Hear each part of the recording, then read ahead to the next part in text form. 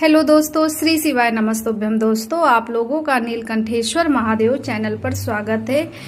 अभी तक आप लोगों ने शिव महापुराण के रुद्र संहिता के तीसरे खंड अध्याय 43 का श्रवण किया। आज हम अध्याय 44 का पाठ करेंगे और आप लोगों को भी पढ़कर सुनाएंगे।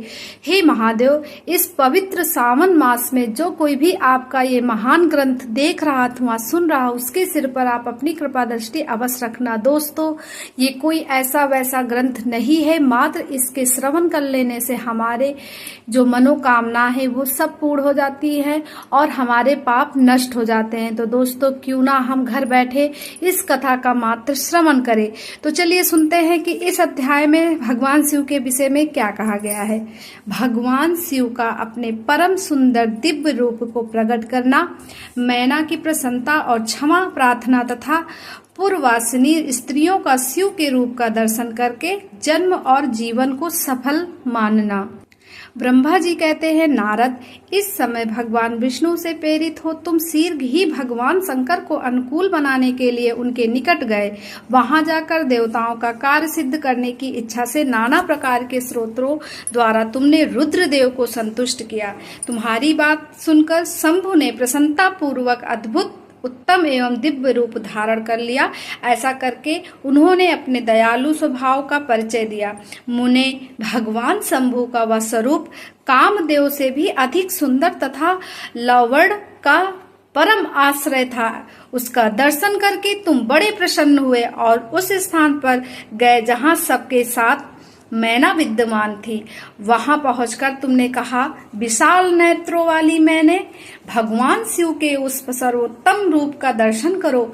यह रूप प्रकट करके उन करुणामय शिव ने तुम पर बड़ी ही कृपा की है। तुम्हारी यह बात सुनकर शैलराज की पत्नी मैना आश्चर्यचकित हो गई। उन्होंने शिव के उस परमानंददायक रूप का दर्शन किया जो करोड़ों सूर्यों के समान तेजस्वी, सर्वांग सुंदर, विचित्र वस्त्रधारी तथा नाना प्रकार के आभूषणों से विभूषित था। वह अत्यंत प्रसन्न, सुंदर, हास्य से सुशोभित, ललित, लवण से लसित, मनोहर, गौरवर्ण, घुतिमान तथा चंद्रलेखा से अलंकृत था। विष्णु आदि संपूर्ण देवता बड़े प्रेम से भगवान शिव की सेवा कर रहे थे। सूर्यदेव ने छत्र लगा रखा था। चंद्रदेव मस्तक का मुकुट बनकर उनकी शोभा बढ़ा रहे थे। इन सब साधनों से भगवान शंकर सर्वदा रमणीय जान पड़ते थे।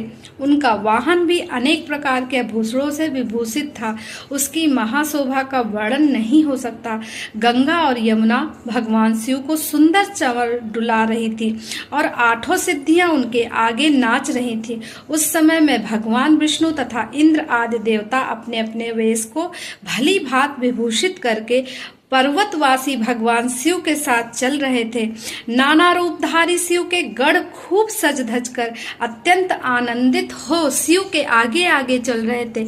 सिद्ध उपदेवता, समस्त मुनि तथा अन्य सब लोग भी महान सुख का अनुभव करते हुए अत्यंत प्रसन्नता पूर्वक शिव के साथ यात्रा कर रहे थे।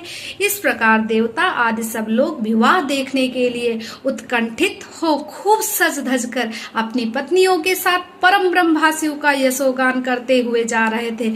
विश्वावसु आदि गंधर्व अप्सराओं के साथ हो शंकर जी के उत्तम यश का गान करते हुए उनके आगे आगे चल रहे थे।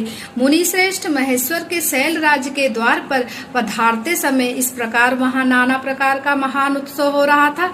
मुनीश्वर, उस समय वहां परमात्मा शिव की जैसी शोभा हो रही थी उसका विशेष रूप से वर्णन करने में कौन सामर्थ हो सकता है। उन्हें वैसे विलक्षण रूप में देखकर मैना क्षण भर के लिए चित्र लिखी सी रह गई। फिर बड़ी प्रसन्नता के साथ बोली, महेश्वर, मेरी पुत्री धन्य है जिसने बड़ा भारी तप किया और उस तप के प्रभाव से आप मेरे इस घर में पधारे।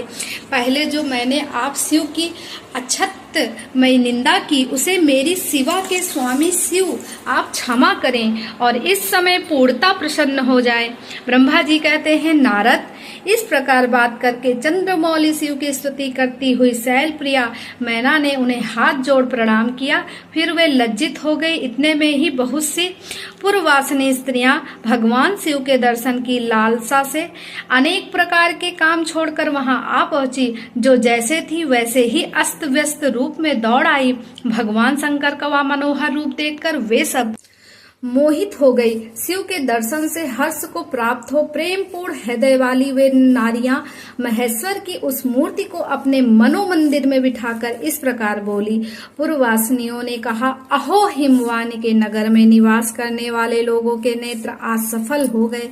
जिस जिस व्यक्ति ने इस दिव्य रूप का दर्शन किया है, निश्चय ही उसका जन्म सार्थक हो गया है। उसी का जन्म सफल है और उसी की सारी क्रियाएं सफल है। जिसने संपूर्ण पापों का नाश करने वाले साक्षात शिव का दर्शन किया है। पार्वती ने शिव के लिए जो तप किया था, उसके द्वारा उन्होंने अपना सारा मनोरथ सिद्ध कर लिया है। शिव को पार्वती के रूप में पाकर ये शिवा धन्य और कृत्य हो गई। यदि विधाता शिवा और शिव की इस युगल जोड़ी को सानध्य एक दूसरे से मिला न देते तो उनका सारा परिश्रम निष्फल हो जाता। इस उत्तम जोड़ी को मिलाकर ब्रह्मा जी ने बहुत अच्छा कार्य किया। इससे सबके सभी कार्य सार्थक हो गए। तपस्या के बिना मनुष्य के लिए शंभु का दर्शन दुर्लभ है। भगवान शंकर के दर्शन मात्र से ही सब लोग कृतार्थ हो गए। जो जो सर्वेश्वर गिरिजापति शंकर का दर्शन करते हैं वे सारे पुरुष श्रेष्ठ हैं और हम सारी स्त्रियां भी धन्य हैं। ब्रह्मा जी कहते हैं, नारद, ऐसी बात कहकर उन स्त्रियों ने चंदन और अक्षत से शिव का पूजन किया और बड़े आदर से उनके ऊपर खीलों की वर्षा की। वे सब स्त्रियां मैना के साथ उत्सुक होकर बड़ी खड़ी रही और मैना तथा गिरिराज के भूरि भाग्य की सराहना करती रही। मुने, स्त्रियों के मुख से वैसी शुभ बातें सुनकर विष्णु आदि सब देवताओं के साथ भगवान शिव को बड़ा हर्ष हुआ। तो दोस्तों, यहीं पर ये 44वां अध्याय समाप्त होता है। दोस्तों, अगर ये कथा आप लोगों को अच्छी लगी हो तो वीडियो को सब्सक्राइब करें, लाइक करें, शेयर करें और हाँ, कमेंट में हर हर महादेव अवश्य लिखें। श्री शिवाय नमस्तुभ्यम।